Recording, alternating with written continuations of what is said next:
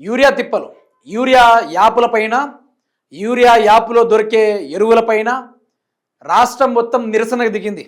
అందులోనూ చొప్పదండికి సంబంధించిన మాజీ ఎమ్మెల్యే సుంకె రవిశంకర్ గారు ఆయన నిన్న రోడ్ల మీద రైతులతోటి నిరసన తెలుపుతూ ధర్నాకు దిగడం కూడా జరిగింది. యూరియా యాప్ వద్దు, మాకు యూరియానే ముద్దనుకుంటూ నినాదాలతోటి మొదలైన ఆ యొక్క ఉద్యమం తెలంగాణ రాష్ట్రం మొత్తం ఈరోజు కదిలించేసింది. ఎందుకంటే షాపులో లేని యూరియా యాప్లో ఎక్కడ దొరుకుతుంది మీరే చెప్పండి. భారతదేశం 5G పరంగా చూసుకుంటే దూసుకుపోతుంది. భారతదేశం AI తోటి, చాట్ జీపీటీ తోటి, గూగుల్ జెమినై తోటి ఈరోజు ముందస్తు స్థానంలో దూసుకుపోతూ ఉంది. ఇతర దేశాల్లో ఏది చేయనంత పోటీ మన భారతదేశంలో పెరుగుతూ ఉంటే రాష్ట్రంలో వద్దు అన్న కూడా మందుల రేట్లు పెంచుడు, వద్దు అన్న కూడా సంచుల రేట్లు పెంచుడు, వద్దు అన్న కూడా దినసరి సరుకుల రేట్లు పెంచుడు, కార్ల రేట్లు, బైక్ల రేట్లు, పెట్రోల్ రేట్లు వద్దు అన్న కూడా పెంచుడు. కానీ అడగకుండా పెంచిన రేటే యూరియా ధర. అడగకుండా ఈరోజు విచ్చలకి ఇన్ని రేట్లు పెరిగినాయి కదా. మరి వడ్ల రేట్లు పెంచితే ఏమైంది? వడ్ల రేట్లు పెంచితే ఏమైంది? కొనుగోలు కాడ ఐకేపీ సెంటర్లా ఏదైతే రాష్ట్ర ప్రభుత్వం కొనుగోలు చేస్తూ ఉందో ఆ రాష్ట్ర ప్రభుత్వం ఈరోజు ఆ వడ్లకు గిట్టుబాటు రేటు ధర ఇస్తే ఏమైంది? మినిమం సపోర్ట్ ప్రైస్ ఇవ్వాలి కదా, ఎంఎస్పి మినిమం సపోర్ట్ ప్రైస్ అని ఇవ్వాలి కదా. ఆ విషయంలో మాకు రోడ్ల మీద ఎక్కి ఆ వడ్ల ధరలు కానీ, లేకుంటే మేము పండించిన పంట పత్తి, మినుము, పెసర, మిర్చి, పసుపు, అల్లం ఇట్లాంటి వాటికి రేట్లు పెంచమని రైతులు వచ్చి రోడ్ల మీద నిరసనలు తెలుపుతా ఉంటే దానికి రేట్లు పెంచరట. యూరియా ఎంత ఉండేనబ్బా? 210 నుంచి సబ్సిడీలో మొదలైన యూరియా ఈరోజు 400 అయినా కూడా యూరియా రాదా? బుక్ చేసుకుంటే 300 రూపాయలు, ఈరోజు బ్లాక్లో కొనుక్కుంటే 400 రూపాయలు యూరియా. 20 కొనుక్కోవాలంటే గతంలో కేసీఆర్ గారు ఉన్నప్పుడు 1000 రూపాయలు 1100 రూపాయలకు 20 గ్రోమర్ బస్తా ఉండే. కానీ ఈరోజు చూసుకుంటే రైతాంగ పరంగా చూసుకుంటే 2400, 2100 రూపాయలు. ఎవడు పెంచమని అడిగిండు? తెరవలు వస్తున్నాయి డబ్బులు. ఎవడబ్బ సొమ్ము మీరందరూ కలిసి ఏమైనా రైతులకు సంపాదించి పెట్టారా? అదే విషయం పైన నిన్న చొప్పదండిలో మాజీ ఎమ్మెల్యే రవిశంకర్ గారు అదే మాటలపైన మాట్లాడారు. నేను మాట్లాడితే నేను అరెస్ట్ చేస్తా ఉన్నారు. ఈరోజు యూరియా ఎందుకు ఇవ్వరు? ఈరోజు రామగుండంలో అతిపెద్ద కెమికల్ ఫ్యాక్టరీ ఉంది. మరి దాన్ని బాగు చేయించి అక్కడి నుంచి యూరియా సప్లిమెంట్ జరిగితే ఏమైంది? భారతదేశంలో అన్ని రంగాలు ముందుకు దూసుకుపోతా ఉంటే మాత్రం తెలంగాణ రాష్ట్ర రైతాంగం మాత్రం యూరియా యాపుల కోసమని, యూరియా కోసం లైన్లో అని తిప్పలు పడతా ఉండాలి. ఓట్లు అమ్ముకోవడానికి లైన్లో నిలబడి ఉండాలి. బస్తాల కోసం కొట్లాడుకుంటూ ఉండాలి. ల్యాడీలో పోవడానికి కమిషన్లు ఇచ్చుకుంటా ఉండాలి. ఈరోజు ఒడ్లు కొనడానికి దళారీ వ్యవస్థ కాలంలో పడే వ్యవస్థ దాకా క్రియేట్ చేసింది ఎవరు? కాంగ్రెస్ పార్టీ కాదా? అదే దానిపైన రవిశంకర్ గారు నిన్న కొట్లాడడం జరిగింది ప్రభుత్వంతో. ఈ ప్రభుత్వం పైన ఎదురు తిరగడం జరిగింది. ఆయన మొదలుపెట్టిన ఈ యొక్క యూరియా యాప్ ఉద్యమం రాష్ట్రంలో ఉన్న ప్రతి ఒక్కరిని కదిలించేసింది. అక్కడ చాలా వరకు వచ్చిన రైతన్నలు చెప్పేది ఒక్కడే, ఎవరు పెట్టమన్నాడు నేను యాప్లో యూరియా అని చెప్పేసి. యూరియా ఎందుకు దొరకట్లేదని ఒక జర్నలిస్ట్ అడిగితే అమెరికాకి రష్యాకి యుద్ధం జరుగుతుంది, అందుకనే యూరియా రాలేదట. కర్ణాటక లేదు కొరత, ఆంధ్రాకు లేదు కొరత, మధ్యప్రదేశ్కి లేదు కొరత, ఇతర రాష్ట్రంలో 27 రాష్ట్రాల్లో లేని కొరత 28 రాష్ట్రమైన తెలంగాణ రాష్ట్రంలోనే ఎందుకు యూరియా కొరత ఉంది అంటే తెలంగాణ రాష్ట్ర ప్రభుత్వం ఒక దొంగతనాన దోపిడీదారితనంలా ఈరోజు ఆంధ్రప్రదేశ్కు 700 కోట్ల రూపాయలకు ఆ యొక్క యూరియా అమ్ముకుంటున్నారు ఈరోజు ప్రభుత్వం వాళ్ళు. కర్ణాటకకు 500 కోట్ల రూపాయలు, కేరళకు 200 కోట్ల రూపాయలు, మధ్యప్రదేశ్కి 300 కోట్ల రూపాయలకు.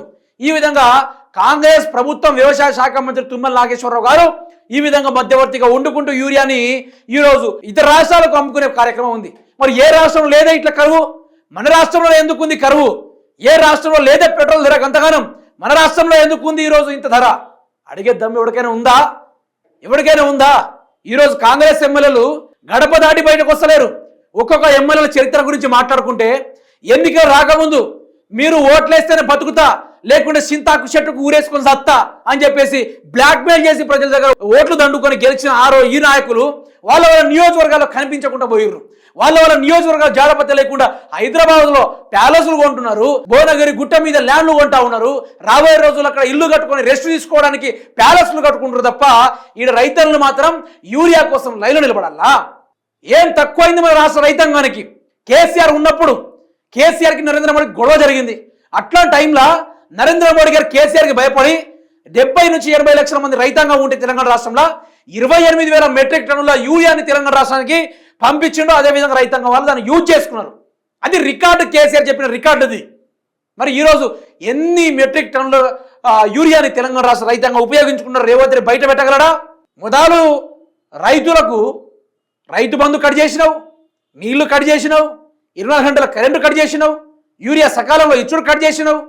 ఈరోజు వాటిని కొనుగోలు ఐకేపీ సెంటర్లో కొనుగోలు కార్యక్రమం బంద్ పెట్టించినావు.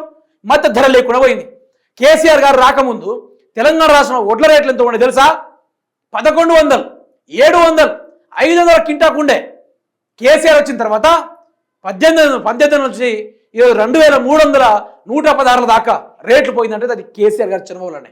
సంవత్సరం 300 రూపాయలు పెంచుకుంటే కేసీఆర్ పోతా ఉంటే తెలంగాణ రాష్ట్రంలో కాంగ్రెస్ పార్టీ వచ్చి 2 సంవత్సరాలు అవుతున్నా కూడా ఈరోజు ₹1 కూడా పెంచని కార్యక్రమం. మళ్ళీ మేం చెప్పిన ఓట్లే వేసుకోవాలి, మేం చెప్పిన తొక్కలే వేసుకోవాలని చెప్పి ఈ యొక్క పోరంబోకు మాటలు ఈ ప్రభుత్వం తగదు. ఈ యాప్ ఎక్కడ కూడా లేదు. నిజంగా చెప్పాలంటే ఈ యూరియా యాప్ అనేది, ఫెర్టిలైజర్ యాప్ అనేది భారతదేశంలో ఎక్కడ లేదు. వన్ అండ్ ఓన్లీ తెలంగాణలో ఉంది. ఎందుకు? యూరియా మీద కూడా సంపాదించుకోవాలి. మీద బతకారాబై రైతుల పొట్టను కొట్టి మీరు డబ్బులు సంపాదించి తినే ₹1 ఒంటికి పట్టదురాబాయి. రోగాలు వచ్చిపోతారని చెప్పేసి రైతన్నులు ఈరోజు ఒక్కొక్క మాట కాదు పిచ్చ బూతులు తిడుతూ ఉన్నారు. అందులోనూ చొప్పదండి ఎమ్మెల్యేను నిన్న ఇదే విషయంగా అడిగితే అతన్ని అరెస్ట్ చేసుకుంటూ పోయారు. అంతే అవసరమే వచ్చింది. దమ్ముంటే యూరియా ఇవ్వాలి కదా. యూరియా వచ్చి దమ్ము లేనప్పుడు అరెస్ట్ చేసే దమ్ము ఎక్కడి నుంచి వచ్చింది చూద్దాం ఒకసారి. యాప్లో లేదు, షాప్లో కానరాదు. యూరియా ఇవ్వలేనప్పుడు యాప్ ఎందుకు రద్దు చేయండి. సర్కారుకు మాజీ ఎమ్మెల్యే సుంకె రవిశంకర్ డిమాండ్ చేశారు. ఆయన చెప్పింది మన తప్పుందా అబ్బా? ఇక్కడ ఏదో తప్పుందా అని అడుగుతున్నా. ఆయన ఏమన్నాడు?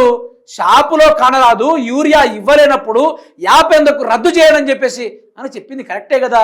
మరి అట్లాంటప్పుడు యూరియా ఇవ్వనందుకు రేవంత్ రెడ్డి గారు కదా అరెస్ట్ చేయాల్సింది. యూరియా ఇవ్వనప్పుడు వ్యవసాయ శాఖ మంత్రి అయిన తుమ్మల నాగేశ్వరరావు గారిని కదా అరెస్ట్ చేయాల్సింది. ఇప్పుడు యూరియా ఎందుకు ఇవ్వడం లేదు, యాపులు ఎందుకు పెట్టారని చెప్పేసి ఆ మాజీ ఎమ్మెల్యే అయిన రవిశంకర్ డిమాండ్ చేస్తే అతను అరెస్ట్ చేసే దమ్ము పోలీసులకు ఎక్కడి నుంచి వచ్చింది? యాడ్ నుంచి వచ్చింది. ఇదంతా స్టంట్ ప్లే చేస్తూ ఉన్నారా మీరు రేవంత్ రెడ్డిని కాపాడుకోవడానికి? ఇంకెన్ని రోజులు దాస్తారు? మరి ప్రతివాడు ప్రశ్నిస్తాడు. తెలంగాణ పుట్టినోడు ప్రతివాడు ప్రశ్నిస్తూనే ఉంటాడు. యూరియా ఎందుకు రాలేదు రా? కేసీఆర్ గారు ఉన్నప్పుడు ఎందుకు వచ్చింది యూరియా, ఇప్పుడు ఎందుకు వస్తుందని చెప్పేసి ప్రతి ఒక్కరికి డౌట్ వస్తూ ఉంది. యాప్ యాడ్ నుంచి పుట్టుకొచ్చింది, ముదరాశి యాప్ యాడ్ నుంచి వచ్చిందని చెప్పేసి ఈరోజు రైతన్నులు పోటు తిడతా ఉన్నారు. సిగ్గనిపించట్లా? వింటా అంటే చెవులకు శరమనిపించట్లా? మళ్ళీ దీనిపైన మంత్రులు వచ్చి ఇట్లా క్యాబినెట్ మీటింగ్లో యూరియా బాగానే ఉంది, యూరియా గోడాంలో పుష్కలంగా ఉంది, బీఆర్ఎస్ పార్టీ వాళ్ళే ఇట్లా చేస్తున్నారని చెప్పేసి నాకు నిజంగా ఆ యొక్క ప్రెస్ మీట్లు చేస్తే అనిపిస్తుందబ్బా. పొన్నం ప్రభాకర్ అయితే ఆయన రోడ్లు చూసుకోమని చెప్పేసి ఆయనకు రోడ్ శాఖ మంత్రి ఇచ్చారు, కానీ ఆయన యూరియా గురించి పట్టించుకోమని చెప్పేసి వ్యవసాయ శాఖలో ఆయన ఎందుకు దూరిండు? మీరు ఒక్కడ గమనించారా? ఈ రాష్ట్రంలో శ్రీధర్ బాబు ఐటీ శాఖ మంత్రి, ఆయన ఏం చేస్తాడు? గుడి కట్టించే కార్యక్రమంలో ఆయన బిజీ అయిపోతాడు. ఐటీ శాఖల్లో గుడులు ఎందుకు వచ్చినాయి? బిల్డింగ్లు రావాలి కదా, కంపెనీలు రావాలి కదా. మంత్రి సీతక్క గారు ఉన్నారు, ఆవిడ గారు శిశు సంక్షేమ శాఖను చూసుకోవాలి. చిన్న ఆడబిడ్డలకి ఏదైనా అయితే దానిపైన రెస్పాండ్ అవ్వాలి. మేడం గారు అది పట్టేసి సినిమాటోగ్రఫీ లాంటి ఒక శాఖ ఉంటుంది కదా, ఆ శాఖ తీరుగా మేడం గారు రీల్స్ చేసుకొని తిరుగుతూ ఉన్నారు. ఘోరమబ్బా. అసలు ఏ శాఖకు ఆ శాఖకు సంబంధం లేకుండా ప్రయత్నం చేస్తూ ఉంటే తెలంగాణ సమాజం చీచీ అంటుంది, థూ అంటుంది. వెంకటరెడ్డి కోమటిరెడ్డి ఏ శాఖ మంత్రికో ఆయనే తెలియదుగా, ఆయన ప్రజల ముందుకే వస్తలేడు. అడ్లూరి లక్ష్మణ్ ఎడిపోయిండో కూడా తెలియదు. తర్వాత సంబంధిత శాఖ చాలా మంది ఉన్నారు. పాకటి శ్రీహరి గారు ఉన్నారు. అసలు ఎమ్మెల్యేలు అనుకున్న ఈరోజు మంత్రులు కూడా ఉపడతలేరు, రాష్ట్రంలో మంత్రులు కూడా ఉపడతలేరు. నేనేమంటున్నా అంటే బీఆర్ఎస్ పార్టీ వాళ్ళు ఉద్యమాలు చేయడానికి పుట్టారు. ప్రజలకు ఏదైనా సమస్య వస్తే నికాసంగా కొట్లాడే పార్టీ బీఆర్ఎస్ పార్టీ మాత్రమే. నేను ఎవరిని లేపే కార్యక్రమం చేయట్లేదు, ఎవరిని పొగడే కార్యక్రమం చేయట్లేదు. మనం చూస్తున్నాం 2.5 సంవత్సరాల నుంచి కాంగ్రెస్ పార్టీలో ప్రజలు ఏ విధంగా ఇబ్బంది పడతా ఉన్నారు, యూరియా దొరక్క ఏ విధంగా ఇబ్బంది పడుతున్నారు. ఈరోజు యూరియా ఎంత బుక్ అవుతుందబ్బా? ఎకరానికి ఒక బస్తా యూరియా బుక్ చేసుకుంటే ఏం చేసుకోవాలి? ఫోన్ ఉన్నోడు ఇట్లాంటి మొబైల్ డిజిటల్ టచ్లో అప్లై చేసుకుంటాడు, రానోడు దేంట్లో అప్లై చేసుకోవాలి? ఎక్కడ బుక్ చేసుకోవాలి చెప్పు? దేంట్లో బుక్ చేసుకోవాలి? దేనికోసం బుక్ చేసుకోవాలి? ఏ లెక్కన బుక్ చేసుకోవాలి? ఏ తీరులో బుక్ చేసుకోవాలి? ఈరోజు ప్రజల కోసం కొట్లాడుతున్న ఆ బీఆర్ఎస్ మాజీ ఎమ్మెల్యే రవిశంకర్ గారిని ఎందుకు ఈరోజు అరెస్ట్ చేసే కార్యక్రమాలు? దేనికోసం? మీ స్థానిక ఎమ్మెల్యేని అరెస్ట్ చేయండి, మీ స్థానిక ముఖ్యమంత్రిని అరెస్ట్ చేయండి, వ్యవసాయ శాఖకు సంబంధించిన తుమ్మల నాగేశ్వరరావు గారిని అరెస్ట్ చేయండి.